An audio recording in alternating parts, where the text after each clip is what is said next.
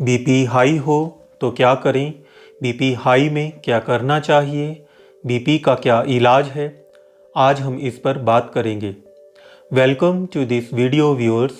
BP high होना मतलब hypertension, कहे तो 140/90 से ज़्यादा का ब्लड प्रेशर होना, और वह भी दो अलग अलग समय पर कम से कम 3 बार रीडिंग ली हो, जिसका एवरेज 140/90 से ज़्यादा हो, तभी हम हाइपरटेंशन कहेंगे। व्यूअर्स, यदि आप जानना चाहते हैं कि ब्लड प्रेशर को कैसे ठीक ढंग से नापते हैं, तो मैं आई बटन में लिंक दे रहा हूं, आप इस वीडियो को ज़रूर देखें। व्यूअर्स, ऐसा ज़रूरी नहीं है कि बीपी बढ़ने से सिम्टम्स आएं, इसलिए हो सकता है कि आपने ऐसे ही या किसी और अनरिलेटेड कंडीशन के लिए बीपी चेक कराया हो और वह ज़्यादा आया हो, तो आप कहोगे कि मुझे ट्रीटमेंट की क्या ज़रूरत है। ज़रूरत बिल्कुल है, क्योंकि लंबे समय तक बीपी बढ़ने से आपको लकवा यानी स्ट्रोक, सीएडी यानी कोरोनरी आर्टरी डिजीज़, सीकेडी यानी किडनी की बीमारी, डिमेंशिया यानी भूलने की बीमारी, हार्ट फेलियर, एट्रियल फिब्रिलेशन मतलब इरेगुलर दिल की धड़कन होना, इन सब बीमारियों की रिस्क बहुत बहुत बहुत ज़्यादा हो जाती है। तो अब बात करते हैं स्टेजेस ऑफ हाइपरटेंशन के बारे में। स्टेज 1 यानी सिस्टोलिक बीपी 140 या उससे ज़्यादा और 160 से कम। डायस्टोलिक मतलब नीचे वाला बीपी 90 या 90 से ज़्यादा और 100 से कम। स्टेज 2 मतलब सिस्टोलिक बीपी, ऊपर वाला बीपी 160 या उससे ज़्यादा और 180 से कम होना। डायस्टोलिक बीपी यानी नीचे वाला बीपी 100 या उससे ज़्यादा और 110 से कम होना। अगली स्टेज है हाइपरटेंसिव क्राइसिस की, मतलब बीपी इतना ज़्यादा बढ़ गया है कि शरीर में संकट की स्थिति पैदा हो गई है। यह कब कहेंगे? जब आपका ब्लड प्रेशर सिस्टोलिक ऊपर वाला 180 से ज़्यादा या फिर डायस्टोलिक बीपी 110 से ज़्यादा हो गया है। हाइपरटेंसिव क्राइसिस दो तरह का है। पहला हाइपरटेंसिव अर्जेंसी, जिसमें कि टारगेट या एंड ऑर्गन डैमेज या अंगों के सिम्टम नहीं हैं, और दूसरा हाइपरटेंसिव इमरजेंसी, जिसमें टारगेट या एंड ऑर्गन डैमेज अंगों के सिम्टम हैं। तो ये टारगेट या एंड ऑर्गन कौन कौन से हैं, और बीपी जब इनको अफेक्ट करता है तो क्या क्या लक्षण यानी सिम्टम्स आते हैं, उनकी बात करते हैं। सबसे पहला टारगेट ऑर्गन है ब्रेन। यदि ब्रेन की इन्वॉल्वमेंट होगी तो सिम्टम्स आएंगे लकवे के यानी स्ट्रोक के, वर्टाइगो, डिजीनेस मतलब चक्कर आ सकते हैं, टिनाइटस मतलब कानों में आवाज़ आ सकती है, सिर दर्द हो सकता है मतलब हेडेक, डिमेंशिया यानी आपको मेमोरी लॉस हो सकता है, भूलने की बीमारी हो सकती है। दूसरी टारगेट ऑर्गन है आई। जब आपके आँख का पर्दा इन्वॉल्व हो जाएगा, मतलब रेटिना इन्वॉल्व हो जाएगा, तो आपकी विज़न, दृष्टि धुंधली हो सकती है या पूरी तरह से जा सकती है। तीसरी टारगेट ऑर्गन है हार्ट यानी दिल।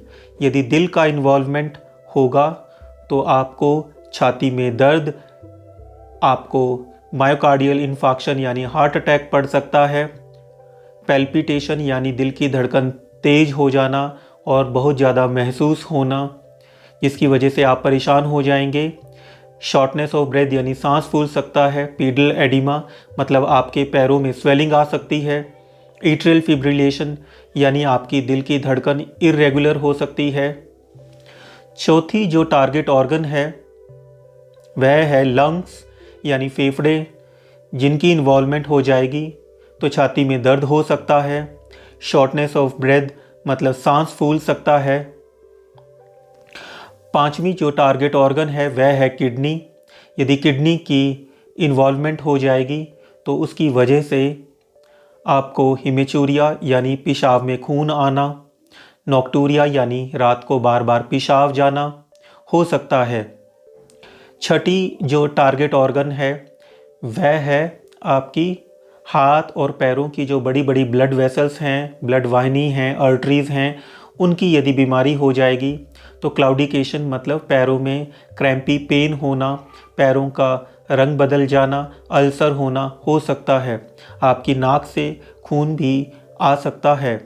तो आपको बीपी बढ़ने की कंडीशन में डॉक्टर के पास जाना है। वह आपकी क्लिनिकल हिस्ट्री लेगा, फिज़िकल एग्जामिनेशन करेगा और बेसलाइन इन्वेस्टिगेशंस करेगा, जैसे कि ECG, lipid profile, renal function test, liver function test, electrolytes, fasting blood sugar. यदि क्लिनिकल हिस्ट्री, फिज़िकल एग्जामिनेशन और बेसलाइन इन्वेस्टिगेशंस के बेस पर किसी ऑर्गन की तरफ, किसी कारण की तरफ इशारा होगा तो फर्दर इन्वेस्टिगेशंस भी की जाएंगी कारण पता लगाने के लिए। जैसे कि यदि ब्रेन की प्रॉब्लम की तरफ इशारा होगा, इन्वॉल्वमेंट की तरफ इशारा होगा तो एनसीसीटी हेड किया जाएगा। यदि दिल के लक्षण होंगे तो दिल का इको किया जाएगा। यदि पल्मोनरी एम्बोलिज्म के लक्षण होंगे तो सीटी एंजियो चेस्ट किया जाएगा। यदि किडनी की इन्वॉल्वमेंट की ओर इशारा होगा तो अल्ट्रासाउंड या CT scan kidney ureter bladder का किया जाएगा। यदि आँख के पर्दे के लक्षण होंगे तो फंडोस्कोपिक एग्जामिनेशन किया जाएगा। यदि एंडोक्राइनल कॉजेज की तरफ इशारा होगा तो एल्डोस्टेरोन रेनिन रेशो किया जाएगा। प्लाज्मा फ्री मेटानेफ्रिन्स को चेक किया जाएगा। लेट नाइट कोर्टिसोल लेवल्स को चेक किया जाएगा या फिर other screening test for cortisol excess के लिए किए जाएंगे। यदि किडनी की तरफ इशारा होगा तो यूरिनरी एल्ब्यूमिन टू क्रिएटिनिन का रेशो देखा जाएगा। यूरिक एसिड बढ़ा होगा तो उसको चेक किया जाएगा। यदि पेरिफेरल आर्टरी डिजीज़ के लक्षण आएंगे तो फिर डॉपलर अल्ट्रासाउंड किया जाएगा। 90 से 95% केसेस में कोई भी कारण नहीं मिलता है ब्लड प्रेशर के बढ़ने का। ऐसे में हम हाइपरटेंशन को प्राइमरी या एसेंशियल हाइपरटेंशन कहेंगे। इसके यूजुअली नॉन स्पेसिफिक कारण होते हैं, जैसे कि जेनेटिक फैक्टर्स, ज़्यादा नमक खाना, मोटापा होना, स्मोकिंग, अल्कोहल का यूज़ करना, लाइफस्टाइल फैक्टर्स जैसे कि टाइप ए पर्सनैलिटी होना, काम पर या घर में स्ट्रेस होना। 5 से 10% केसेस में हमें कोई ना कोई कारण मिलता है तो हम ब्लड प्रेशर को, हाइपरटेंशन को सेकेंडरी हाइपरटेंशन कहेंगे। जैसे कि यदि एंडोक्राइनल कॉजेज होंगे, जैसे कि pheochromocytoma, Cushing syndrome, diabetes, hyperthyroidism, CKD, renal artery stenosis, ये सब कारण हो सकते हैं हाइपरटेंशन के। बर्थ कंट्रोल्स पिल्स खाई हैं उसकी वजह से ब्लड प्रेशर बढ़ा हो सकता है, या फिर डिसलिपिडीमिया मतलब कि जो आपका लिपिड प्रोफाइल है वह है, जैसे कि कोलेस्ट्रॉल, ट्राइग्लिसराइड बढ़ा होना, वह कारण हो सकता है। जब यह पक्का हो जाता है कि पेशेंट हाइपरटेंसिव है तो ट्रीटमेंट स्टार्ट करने से पहले हम उस पेशेंट को low, moderate and high risk categories में डिवाइड करते हैं कि भाई कितनी रिस्क है उनको कार्डियोवास्कुलर डिजीज़ होने की।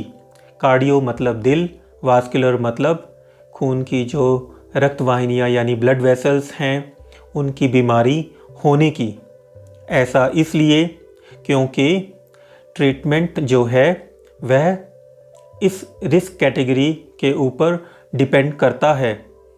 तो रिस्क फैक्टर्स क्या हैं? रिस्क फैक्टर्स हैं 65 साल से ज़्यादा की उम्र होना, पुरुष होना, हार्ट रेट 80 से ज़्यादा होना, बॉडी वेट ज़्यादा होना, डायबिटीज़ होना, एलडीएल कोलेस्ट्रॉल जो है और जो आपका ट्राइग्लिसराइड जो है वह बड़ा होना, आपकी फैमिली में कार्डियोवास्कुलर डिजीज़ की हिस्ट्री होना, बीपी की हिस्ट्री होना, या फिर अर्ली ऑनसेट मेनोपॉज फीमेल्स में होना, स्मोकिंग यदि करते हैं तो वो भी रिस्क फैक्टर है। हैबिट्स जो हैं आपकी स्मोकिंग की, अल्कोहल की, सोशो इकोनॉमिक फैक्टर्स होते हैं, मतलब कि जैसे कि आप अपने पर्सनल या सोशल लाइफ में कितने स्ट्रेसफुल हैं, आपकी क्या दिनचर्या है, आप क्या खाते हैं, क्या पीते हैं। आपको हाइपरटेंसिव मीडिएटेड ऑर्गन डैमेज यदि है तो यह भी एक रिस्क फैक्टर है। जैसे कि आपका लेफ़्ट साइड का जो हार्ट है वह डायलेटेड है, मतलब फूला हुआ है, जो हमें ईसीजी से पता लग सकता है या इको से पता लग सकता है।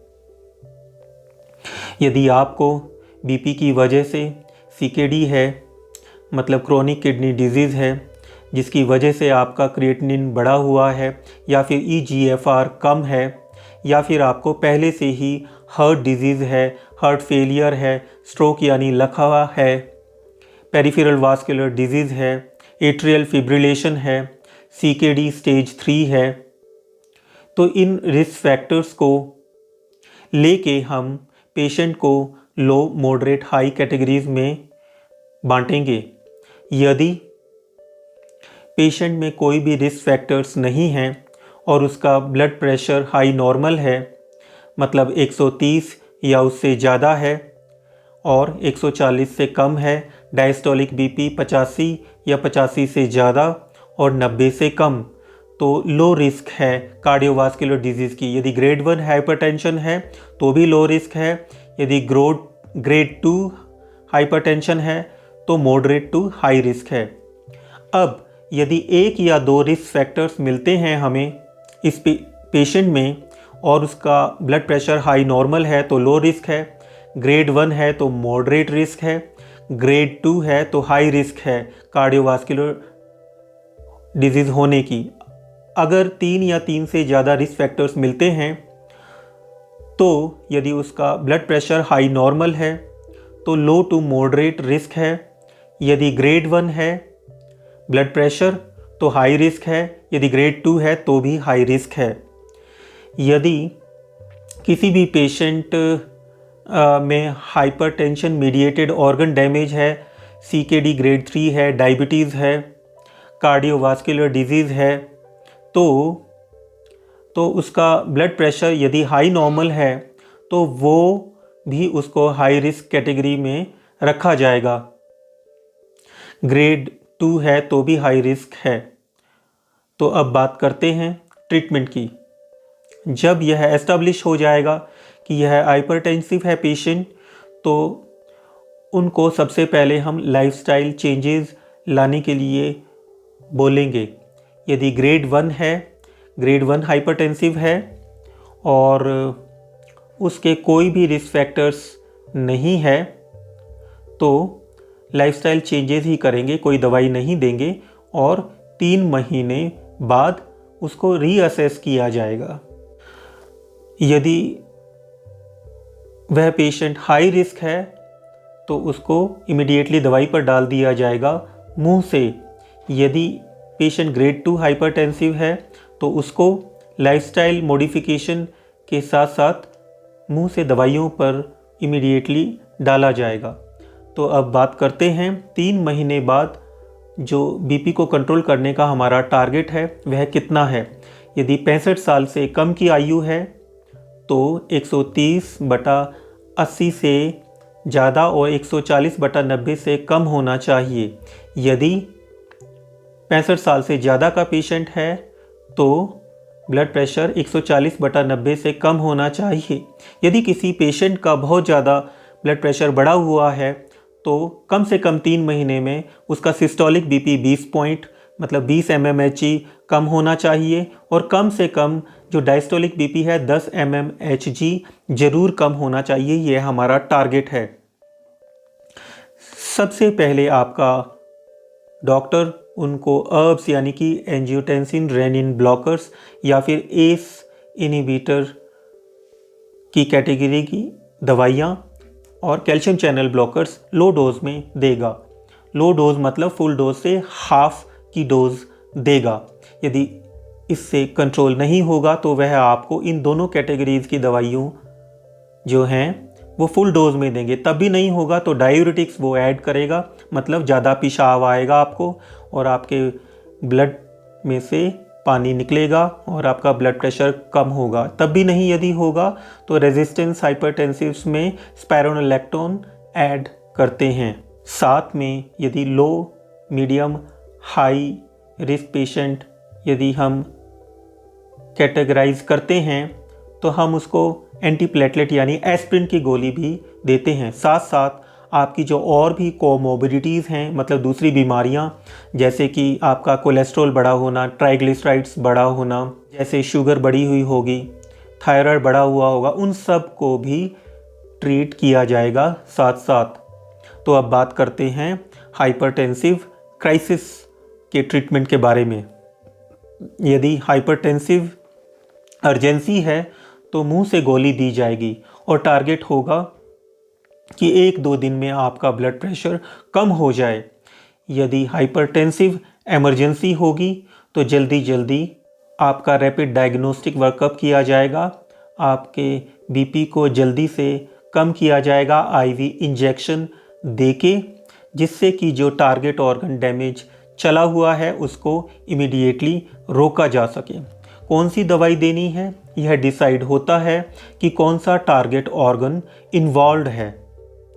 लाबिटॉल और निकार्डिपिन नाम की दवाई जनरली सभी हाइपरटेंसिव पेशेंट्स में सेफ है। यदि हार्ट या फिर एओर्टा की बीमारी है तो उनमें हाइपरटेंसिव इमरजेंसी में एंटीजी एंड नाइट्रोप्रोसाइड ज़्यादा यूज़फुल हैं। तो व्यूअर्स, कैसा लगा ये वीडियो? यदि अच्छा लगा तो वीडियो को लाइक करें, शेयर करें, कमेंट करें और हाँ, मेरे चैनल को सब्सक्राइब करना ना भूलें। तो मिलते हैं व्यूअर्स अगले वीडियो में किसी और टॉपिक के साथ। जय हिंद।